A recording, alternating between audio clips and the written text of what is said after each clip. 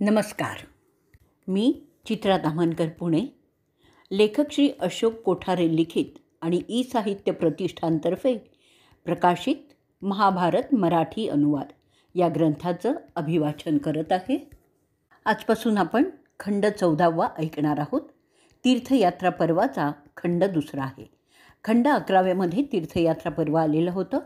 तिथे आपण 35पर्यंतचे भाग ऐकले होते आणि आजपासून आपण 36व्या भागाला सुरुवात करणार आहोत. वैशंपायन सांगतायत, पुढे असं झालं जनमेजया की पंडूंची मुलं त्यांची तीर्थयात्रा पुढे सुरू करतात. ते कौशिका नदीपासून इतर तीर्थयात्रांच्याकडे निघतात. शत्रुघ्न, राजा युधिष्ठिर त्या वाटेने जिथे गंगा समुद्राला मिळते तिथे पोचतात. तिथे ज्या ठिकाणी 500 नद्या एकत्र होतात आणि समुद्रात मिळण्याआधीच्या कुंडात, तिथे ते सगळे यात्रेकरू स्नान करण्यासाठी उतरतात. ते नंतर चालत चालत त्या समुद्र किनाऱ्याने कलिंग जमातीची वस्ती आहे तिथे जाऊ लागतात. लोमस ऋषी सांगतायत, कुंतीपुत्रांनो, ती पहा कलिंग लोकांची भूमी. त्या प्रदेशातून वैतरणी नदी वाहत आहे. तिच्या किनाऱ्यावर साक्षात देव येऊन स्नान करतात. त्या नदीचा हा उत्तरेकडील किनारा आहे. तिथे संत मंडळींनी मोठी वस्ती केलेली आहे. ते त्यांच्या तपस्या तिथेच करत असतात आणि त्यामुळेच इथे पुण्याचा प्रभाव असल्याचं जाणवतं. तो प्रदेश अगदी पाहण्यासारखा आहे. त्याच्या सौंदर्याचं कौतुक किती करावं तेवढं कमीच ठरेल. तिथे ऋषी वेळोवेळी येत असतात. ज्यांना मृत्यूनंतर स्वर्गात जायचं आहे असे सगळेच तपस्वी तिथे येऊन तपश्चर्या करत असतात आणि तिथेच वस्तीही करून राहतात. लोमस ऋषी यात्रेकरूंना अशी माहिती देत असतात. फार प्राचीन काळापासून तपस्वी इथे येऊन साधना करत असतात. म्हणूनच हे तीर्थक्षेत्र झालेलं आहे. ह्या ठिकाणी साक्षात इंद्राने यज्ञात बळी देण्याचा बैल पकडला होता. तो पकडल्यावर तो म्हणाला होता की हा माझा हिस्सा आहे. तरी जेव्हा त्या बैलाला शिव घेऊन जातो तेव्हा तोच महेश पुन्हा सांगतो, दुसऱ्यांच्या कुवतीबद्दल द्वेषाने बोलू नये. त्यानंतर तो महेश चक्राचं कौतुक करतो. त्यानंतर तो महादेव इंद्राचा सन्मान करण्यासाठी काही भेटी देतो. त्यानंतर इंद्र त्या बैलावरील त्याचा हक्क सोडतो. अशी कथा आहे. यात नेमकं काय झालं आहे ते आता युधिष्ठिरा मी तुला सांगितलं आहे. पुढे तो ऋषी सांगतो की शक्राच्या धाडसामुळे देवांनी जास्त प्रगती केली होती. त्यामुळे जो हे आठवून इथे अर्घ्य वाहतो त्याचा स्वर्गाचा रस्ता सोपा होतो.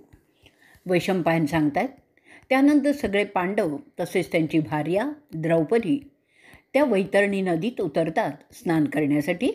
तिथे ते त्यांच्या पूर्वजांसाठी पूजा करतात. युधिष्ठिर विचारतोय, अहो लोमस गुरुवर्य, तो पावित्र्याचा जोर किती असावा लागतो? रितसर इथे स्नान केल्यानंतर मला असं वाटतंय की मी मर्त्य लोकातून बाहेर आलेलो आहे. इथे दयाळू संत महंत जे वनात राहतात त्यांच्या स्तुतीची गाणी गाऊ लागतो. लोमस पुढे युधिष्ठिराला सांगतायत, इथे जो आवाज तुला ऐकू येतो आहे तो 3000 योजने इतक्या दुरून येत असतो. ते आवाज गुपचूप राहून ऐकत राहा. जेव्हा विश्वकर्म्याने एक यज्ञ ह्या जागे केला होता त्यावेळी राजा, हे अरण्य साक्षात ब्रह्माचं आहे. ते सगळं त्यांनी सगळ्या पृथ्वींबरोबर ऋषी कश्यपांना दान केलेलं आहे. कारण कश्यप त्या यज्ञाचे मुख्य पुरोहित होते. पृथ्वीचं दान केल्यामुळे पृथ्वीदेवी ब्रह्मावर नाराज होते आणि तक्रार करते की तिला ते दान होणं आवडलेलं नाही आहे. ती ब्रह्माला म्हणते की एका मर्त्याला तिचं दान झालेलं आहे हे तिला अजिबात आवडलेलं नाही आहे. ती पुढे ब्रह्माला असंही सांगते की अशा दानामुळे काहीही उपयोग होणार नाही. हे तुला दिसेलच, कारण मी आता तुझ्या समक्षच पाताळात शिरणार आहे. काश्यपाला समजतं की पृथ्वीदेवी तिला काश्यपाला केलेल्या दानामुळेच नाखुश आहे. मग काश्यप पृथ्वीला खुश करण्यासाठी काही करू लागतो. त्याच्या पुण्यप्रभावाने पृथ्वी संतुष्ट होते आणि ती पाताळात जाण्याचा विचार सोडून देते. लोमस ऋषी त्यांना दाखवतात तिथे एक यज्ञवेदी दिसते. त्यावर युधिष्ठिर चढतो. ऋषी लोमस त्याला म्हणतात, आता तुझी ताकद जास्त झालेली आहे. तो पुढे सांगतो, ही यज्ञवेदी पार समुद्रात शिरते. ती समुद्राच्या तळापर्यंत पसरलेली आहे. त्यावर तू उभा आहेस. तेव्हा तुझं भाग्य उजळून येणार हे तर निश्चितच आहे. आत्ता तू त्याच्यावर उभा आहेस तेव्हा मी काही विधी करतो ज्यामुळे तुझं दुर्दैव तुझ्यापासून दूर पडेल. कारण कारण जेव्हा त्याला एखादा मर्त्य स्पर्श करतो तेव्हा ती यज्ञवेदी तत्क्षणी पाण्यात बुडते. एवढं सांगून तो ऋषी प्रार्थना करू लागतो. ती अशी आहे: जगाच्या निर्मात्याला शतशः वंदन. तुला, जो या विश्वाच्या बाहेर असूनही या विश्वाला चालवतो, त्याला माझा नमस्कार आहे. देवांच्या देवा, तू या सागराला शुचिर्भूत करत आहेस. एवढं बोलल्यानंतर ऋषी युधिष्ठिराला सांगतात, आत्ता मी जे काही बोलतो आहे ते तुम्ही परत बोला. ते सत्य आहे. ते बोलत असताना त्वरित तू त्या वेदीवर आणखीच वर चढशील. अहो अग्निदेवा, अहो सूर्यदेवा, अहो प्रजनन विधी, अहो जलदेवा, अहो विष्णुदेवा, अहो अमृता, अहो समुद्रदेवा, आपणच सर्व काही आहात. असं मोठ्यांदा बोलून युधिष्ठिर त्या कुंडात उडी मारतो. तसं जर करायचं नसेल तर त्या पाण्यात जाऊच नये असं ते सांगतात. युधिष्ठिर तो विधी उरकतो. वैशंपायन सांगत असतात. अशा रीतीने दुर्भाग्य टाळण्याचा तो प्राचीन विधी संपन्न होतो. त्यानंतर तो दयाळू राजा समुद्रात जातो. तिथे तो विधी जसं ऋषींनी सांगितलेले आहे तसे करतो. तिथून ते सगळे महेंद्र पर्वताच्या पायथ्याशी येतात. तिथे ते सगळे यात्री एक रात्र राहतात. अशा रीतीने तीर्थयात्रा पर्वातील 36वा भाग इथे संपलेला आहे. तीर्थयात्रा पर्व भाग 37. वैशंपायन सांगतात की तो राजा तिथे महेंद्र पर्वताच्या पायथ्याशी एक रात्र राहतो. तिथे असलेल्या संतांना तो मोठा सन्मान देतो. लोमस ऋषी तिथे असलेल्या सगळ्या संतांचा परिचय करून देतात. ते होते भृगू, अंगिरस, काश्यप, वसिष्ठ आणि इतर बरेच. त्यानंतर ते राजर्षी त्या यात्रींच्या तळावर जाऊन सगळ्या यात्रींना दर्शन देतात. सगळेजणं त्यांचं स्वागत नमस्कार करून करतात. तिथे अकृतावर्ण जो परशुरामांचा पट्टशिष्य होता त्याला ते विचारतात, आपले गुरु आम्हाला केव्हा दर्शन देणार आहेत? आमची त्यांचं दर्शन घेण्याची फार इच्छा आहे. त्यावर अकृतावर्ण सांगतो, तुमची यात्रा इथे येणार आहे ते त्यांना माहिती आहे. त्यांच्या आत्म्याला सगळं काही चटकन समजतं. ते तुमच्यावर प्रसन्न आहेत. ते आपल्याला केव्हाही दर्शन देतील. इथे जे संन्यासी तपस्या करत आहेत त्यांना ते दर महिन्याच्या कृष्ण पक्षातील अष्टमी आणि चतुर्दशी या 2 दिवशी दर्शन देत असतात. उद्याच्या नंतर कृष्ण पक्षातील चतुर्दशी येते. त्यावेळी आपल्याला त्यांचं दर्शन होईल. ते हरणाच्या कातड्याचं वस्त्र नेसतात आणि डोक्यावर त्यांच्या जटा असतात. त्यावर युधिष्ठिर विचारतो, आपण त्यांचे पट्ट शिष्य आहात, त्यामुळे आपल्याला त्यांच्या सर्व महान उपलब्धींचा चांगलाच परिचय असेल. म्हणून मी आपल्याला विचारू इच्छितो की त्यांनी प्राचीन काळी क्षत्रियांचा संहार कसा आणि का केला ते सांगाल का? अकृतावर्ण त्यांना सांगायला लागतो की मला हे सगळं तुम्हाला सांगायला खूप आवडेल. तो महान इतिहास मी तुम्हाला आता सांगतो. जमदग्नींच्या मुलाच्या कारवाया देवांच्या सारख्याच होत्या. ते त्यांच्या वंशाची संबंध थेट भृगूंशी लावतात.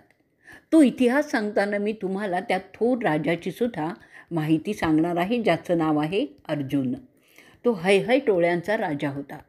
त्या अर्जुनाचा वध परशुरामाने केला होता आणि असं समजतात की तो वध करणं हे त्यांच्या अवतारातील एक महत्त्वाचं उद्दिष्ट होतं.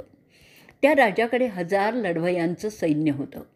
त्याच्यावर दत्तात्रेयांची कृपा होती म्हणून त्याच्याकडे त्यांचा रथ होता, जो सोन्याचा होता. त्या अर्जुनाचं साम्राज्य चौफेर पसरलेलं होतं. त्याचा रथ असा होता की तो कुठेही जाऊ शकत असे. दत्तांच्या आशीर्वादामुळे त्याची सत्ता अशी झाली होती की तो रथातून जाताना देव, ऋषी आणि राक्षस अशा सगळ्यांना त्याखाली तुडवत जात असे. त्याच्या सत्तेच्या माजापुढे कोणाचंच चालत नसे. ते फार झालं तेव्हा सगळे देव, ऋषी जे तपश्चरण करत असतात ते असे एकत्र आले. ते विष्णूला विनंती करतात की ह्या अर्जुनाचं काही केलं तरी पाहिजेच. त्यांची तक्रार समजल्यानंतर तो सदैव अजिंक्य असा देवाधिदेव त्यांना बोलतो, अहो पवित्र लोकांनो, तुम्हा सगळ्यांना जर संरक्षण द्यायचं असेल तर ह्या दत्ताच्या कृपेवर माजलेल्या अर्जुनाला ठार मारावंच लागेल. तो हैहय जमातीचा सामर्थ्यवान राजा एकदा त्याच्या दैवी शक्ती असलेल्या रथात बसून इंद्रालाच आव्हान देतो. त्यावेळी इंद्र त्याच्या पत्नीबरोबर असतो. असं वेळोवेळी होत होतं. तेव्हा विष्णू इंद्राबरोबर विचारविनिमय करतो आणि ते दोघे ठरवतात की तो कार्तवीर्यांचा मुलगा अर्जुन, जो दत्तांच्या कृपेमुळे माजलेला आहे, त्याला मारण्याशिवाय दुसरा मार्गच नाही. ती माहिती इतर ऋषी आणि देव ह्यांना समजते. ते सर्वांच्या भल्यासाठी करावं लागणारच होतं. एकदा विष्णू त्याच्या आवडत्या बद्रीवनात, जिथे तो तपश्चरण करण्यासाठी नेहमी जातो, तिथे गेला होता. त्या सुमारास आणखीन एक श्रेष्ठ राजाचा सुद्धा विचार आपल्याला करावा लागेल, कारण अशा बऱ्याच गोष्टींचे एकत्रित परिणामस्वरूप अशा गोष्टी पुढे घडणार असतात. तो महाबली राजा, ज्याचं नाव आहे कन्यकुब्ज. तो त्याच्याकडे असलेल्या बलशाली सैन्यासाठी ख्यातनाम होता. त्याला गधी म्हणूनही सगळे ओळखत होते. परंतु तो वानप्रस्थाश्रम स्वीकारतो. तो वनात राहत असताना त्याला एक अतिशय सुंदर लावण्यवती अशी कन्या होते. ती मोठी होते तेव्हा तिला भृगूचा मुलगा ऐशिक मागणी घालतो. तेव्हा गधी त्या ब्राह्मणाला म्हणतो की अहो कठोर तपोश्चरण करणाऱ्या ब्राह्मणा, आमच्यात जमातींनी ठरवलेले काही रिवाज आहेत, त्यांचं पालन करावंच लागतं. जेव्हा मुलीचं लग्न होतं ती आमची अतिप्राचीन काळापासूनची प्रथा आहे. आपण पुरोहित वर्गाचे आहात म्हणून मी तुम्हाला सांगतो की आमची ती रीत तू पूर्ण करू शकणार नाहीस. ती रीत अशी आहे की नवऱ्या मुलाला मुलीच्या बापाला हुंडा द्यावा लागतो. माझ्या योग्यतेनुसार तुला 1000 उमदे घोडे, ज्यांचा रंग तांबट आहे, त्या प्रत्येकाचा एक कान काळा असला पाहिजे, ते हुंडा म्हणून तुला द्यावं लागतील. आता सांग, असा हुंडा तुझ्यासारखा कफल्लक ब्राह्मण देऊ शकेल का? आपल्यासारख्या उच्च दर्जाच्या ब्राह्मणाकडून आम्ही अशी अपेक्षा करू शकत नाही. त्याचवेळी मी माझं कन्यारत्न तुझ्यासारख्या तेजस्वी तपस्व्याला नाकारूसुद्धा शकत नाही. एवढ्या धर्मसंकटात मला आपण टाकत आहात असे गधी त्याला सांगतो. ते ऐकून ऐशिक म्हणतो, मी आपल्याला 1000 अश्व जसे तुम्हाला हवे आहेत तसे देऊ शकतो. जर ते झालं तर तुम्ही तुमची कन्या मला दान कराल का? अकृतावर्ण पुढे सांगतो की ऐशिक गधीला वचन देऊन वरुण देवाकडे जातो. त्याला भेटून त्याला म्हणतो, मला 1000 घोडे हवे आहेत, ज्यांचा रंग तांबट असून त्यातील प्रत्येकांचा एक कान काळा असला पाहिजे. ते घोडे मी हुंडा म्हणून माझ्या लग्नात माझ्या सासऱ्याला देणार आहे. ते ऐकल्यावर वरुणदेव त्याला तसे 1000 घोडे त्वरित देतो. ते घोडे गंगा नदीतून बाहेर येतात, म्हणून तसं नाव त्या तीर्थक्षेत्राला पडलेलं आहे. ते होत असताना कन्यकुब्ज नगरीत गधीची कन्या, जिचं नाव होतं सत्यवती, ऐशिकाला लग्नात दिली जाते. त्या विवाहात देवसुद्धा आमंत्रित होते. त्या लग्नाने ऐशिक, जो पुरोहितां जातीचा होता, त्याला क्षत्रिय जातीतील कन्या पत्नी म्हणून अधिकृत मार्गाने मिळते. त्या नाजूक सुंदर पत्नीबरोबर तो सुखाने राहायला लागतो. त्याच्या इच्छा संपन्न झालेल्याच होत्या. त्यांना भेटण्यासाठी भृगू स्वतः तिथे आले होते. त्यांनी त्यांचा सुखी संसार पाहून समाधान व्यक्त केलं. भृगू स्थानापन्न झाल्यावर ते उभयता नमस्कार करून त्याच्यापुढे उभे राहतात.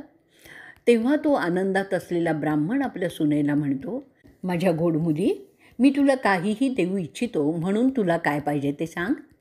ते ऐकल्यावर ती त्यांची सून एक विचित्र वर मागते.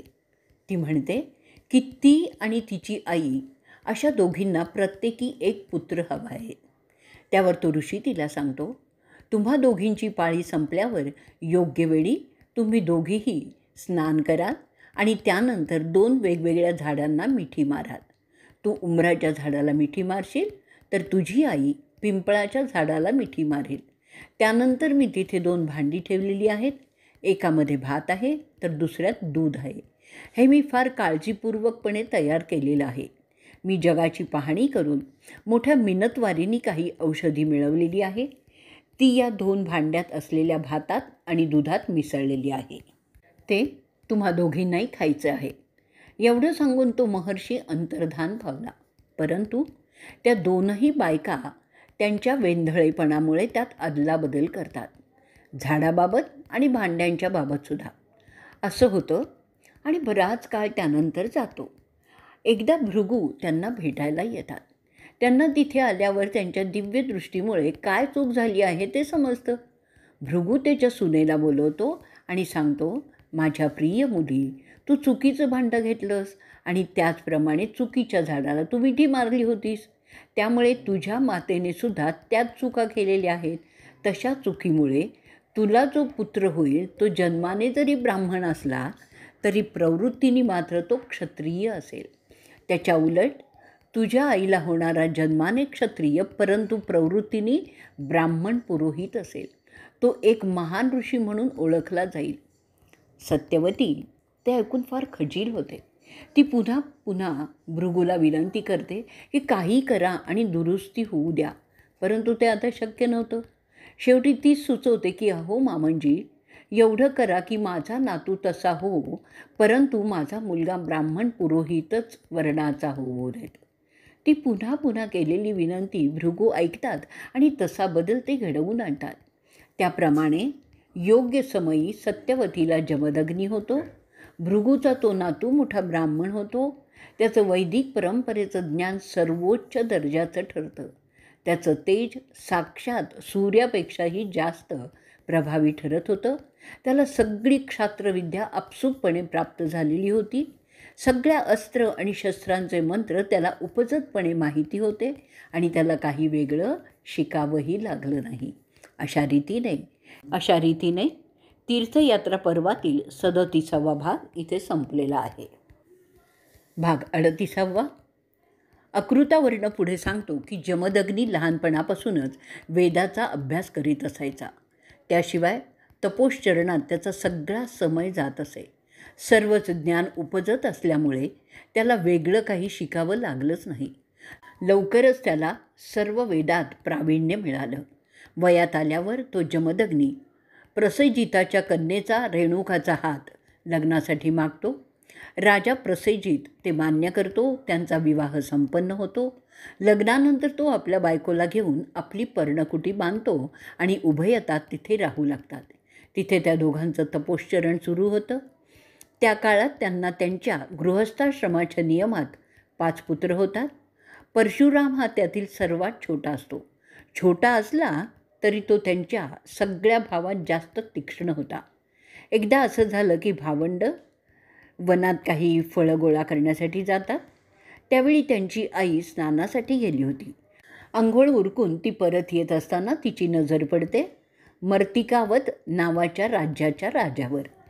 त्या राजाचं नाव असतं चित्ररथ. तो राजा त्याच्या बायकांच्या बरोबर तिथे नदी स्नान करत असतो. त्याच्या गळ्यात कमळाच्या फुलांचा हार होता. तो त्याच्या बायकोबरोबर खेळत होता.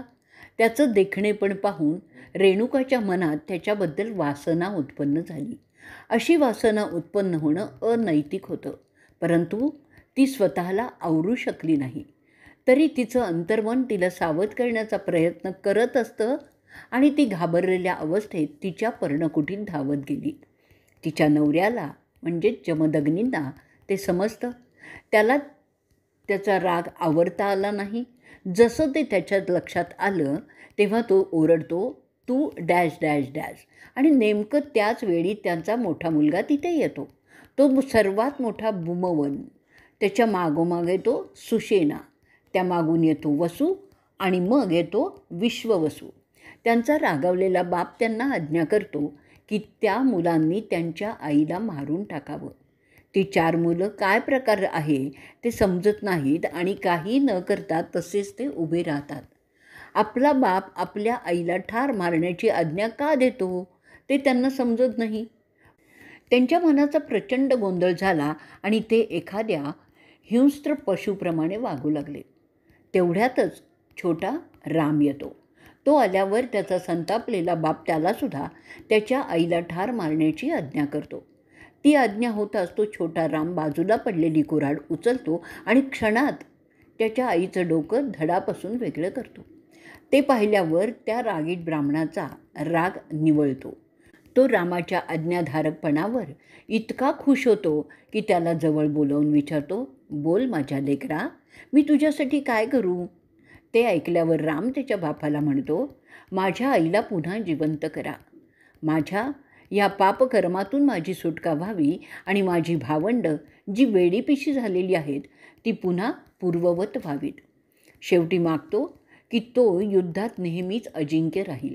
जमदग्नी, ज्याची तपस्या इतक्या उच्च दर्जाची होती की तो ते सगळं मान्य करतो, त्यामुळे त्यांची आई रेणुका पुन्हा जिवंत होते. असेच दिवस जातात आणि एके दिवशी त्यांच्या पर्णकुटीकडे एक राजा येतो. त्याचं नाव होतं अर्जुन, जो कार्तवीर्याचा पुत्र होता. त्याचं स्वागत रेणुका करते, परंतु आपल्या क्षात्रवस्थित अर्जुन त्या पाहुणचाराने संतुष्ट न झाल्यामुळे तो त्यांची एकुलती एक दुभती गाय खेचून नेऊ लागतो. त्या गायीचं बछडं जोरात हांबरत असतं. त्याशिवाय रागाच्या भरात तो त्या जागेतील झाडं मोडून तोडून टाकून बरंच नुकसानही करतो. जेव्हा राम घरी परतला तेव्हा त्याच्या बापाने जे काही घडलं आहे ते सांगितलं. राम पाहतो ते छोटं बछडं दुःखाने रडत होतं आणि ते रामला काही सहन होत नव्हतं. त्याचा राग अनावर होतो. तो कार्तवीर्याच्या मुलाला म्हणजेच अर्जुनाला पकडतो. त्यांच्यात युद्ध होतं. भाले, बर्च्या, बाण अशा हत्याराने ते युद्ध होतं. अर्जुनाचे 1000 सैनिक तो कापून काढतो. त्यानंतर तो अर्जुनाचे नातेवाईक आणि जे अर्जुनाला मदत करण्यासाठी येतात त्यांनासुद्धा ठार मारतो. त्यानंतर ते कार्तवीर्य कपटाने राम घरी नाही हे पाहून त्याच्या घरी जातात आणि त्याच्या पित्याला असंख्य बाणाने छिन्न भिन्न करून ठार मारतात. जमदग्नी जरी मोठे तपस्वी होते, जेव्हा ते समाधीत होते तेव्हा त्यांचा खून केला जातो. मरत असताना जमदग्नी रामाचा धावा करत होते. त्यांची केविलवाणी अवस्था अगदी पाहण्यासारखी होती. अरे युधिष्ठिरा, जमदग्नींच्या शरीरात त्यांचे बाण घुसलेले होते आणि तो मृतदेह तसाच टाकून ते निघून गेले होते. ते सर्व गेल्यानंतर राम घरी येतो आणि पाहतो त्याच्या बापाची निर्घुणपणे हत्या झालेली आहे. रामने यज्ञासाठीचं सरपण आणलेलं होतं. रामला असीम दुःख होतं आणि एवढ्या मोठ्या ऋषीचा अंत असं होणं हे काही चांगलं लक्षण नव्हतं. महाभारतातील दुसऱ्या एका प्रतीत जमदग्नींची जिवंत झालेली पत्नी रेणुका नंतर तपस्या करण्यासाठी अरण्यात जाते आणि तिथे ती ज्ञान प्राप्त करते आणि मुक्त होते असं दिलेलं आहे.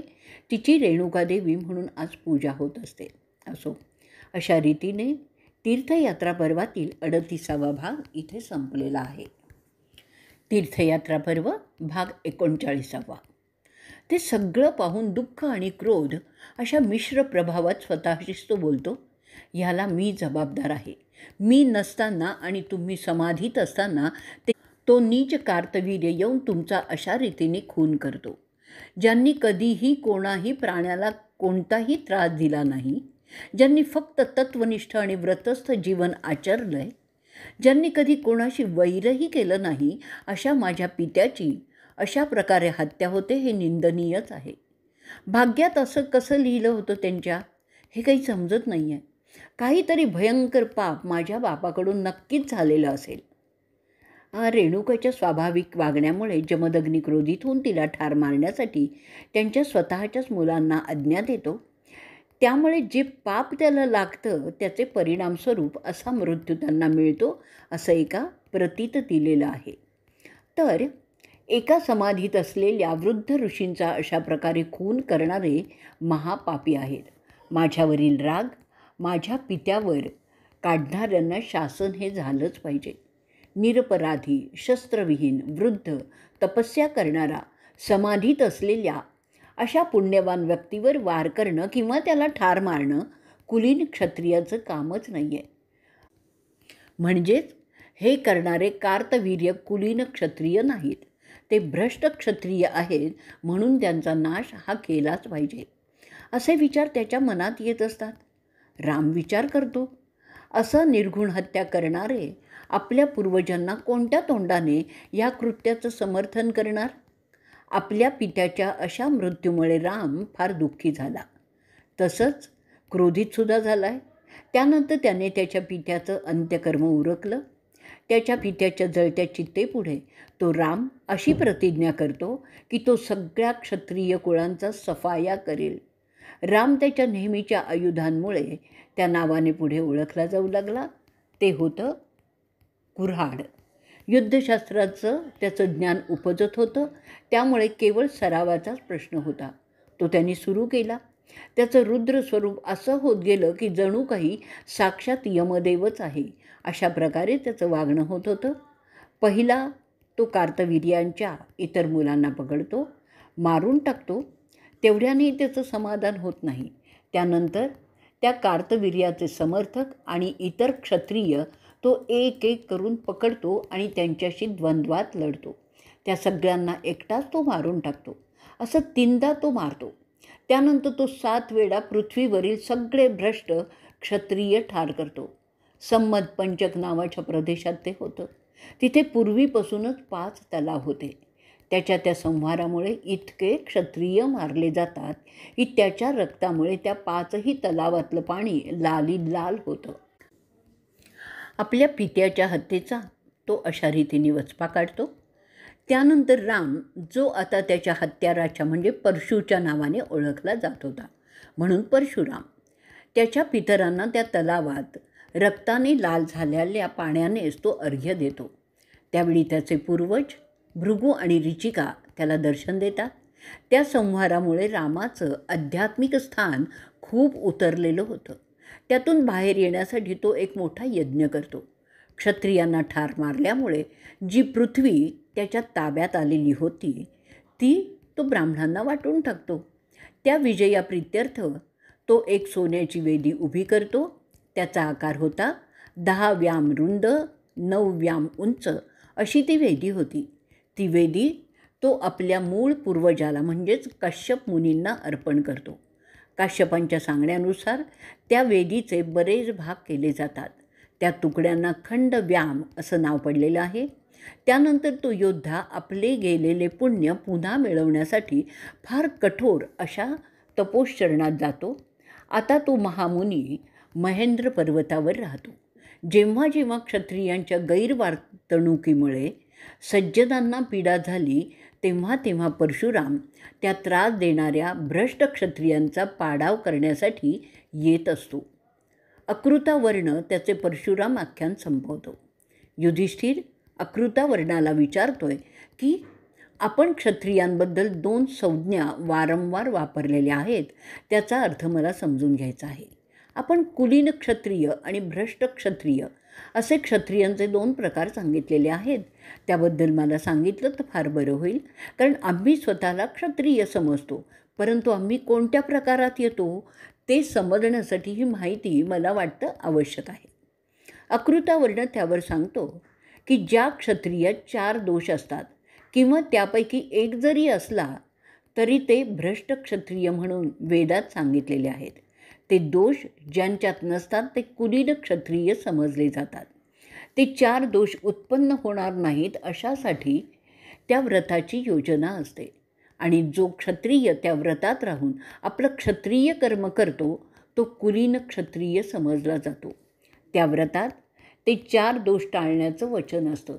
पहिला दोष सांगितलेला आहे व्रात्य क्रीडा, दुसरा आहे अर्वाच्य वाचा, तिसरा आहे अपेयपान आणि चौथा आहे दुष्टता. व्रात्य क्रीडा म्हणजे उनाडकी करणे. क्षत्रियात शारीरिक सामर्थ्य असल्यामुळे कमी ताकदीच्या लोकांची चेष्टा मस्करी करण्याची इच्छा होते. हा तर दोष समजला जातो. मराठीत याला मवालीगिरी असं आपण म्हणतो. तर दुसरा दोष आहे अर्वाच्य वाचा. अर्वाच्य वाचा म्हणजे शिवीगाळ करून बोलणं. बोलण्यात अपशब्दांचा वापर करणं हे भ्रष्टतेचं प्रतीक मानलं गेलेलं आहे. तिसरा दोष आहे अपेयपान, म्हणजे त्याप्रमाणे नशापाणी किंवा कोणतंही व्यसन करणं निषिद्ध समजलेलं आहे. चौथा दोष सांगितलेला आहे तो दुष्टपणाबाबत आहे. क्षत्रिय दुष्ट असता कामा नये. ज्या क्षत्रियात हे 4 दोष नाहीत तो कुलीन क्षत्रिय समजला जातो आणि राज्य करण्यासाठी क्षत्रिय कुलीन असणं अनिवार्य समजलेलं आहे. वैशंपायन पुढे सांगतात, त्यानंतर येणाऱ्या चतुर्दशीच्या दिवशी परशुराम प्रकट होतात. त्या तिथे जमलेल्या ब्राह्मणांना आणि संन्याशांना तसंच पांडवांना ते दर्शन देतात. ते त्याची पूजा करतात. परशुराम त्यांना त्यांच्या भ्रष्ट क्षत्रियांच्या म्हणजेच कौरव विरोधातील युद्धाला आशीर्वाद देतात. त्यानंतर त्याची यात्रा तिथून पुढे दक्षिण दिशेने निघते. अशा रीतीने तीर्थयात्रा पर्वातील 39वा भाग इथे संपलेला आहे.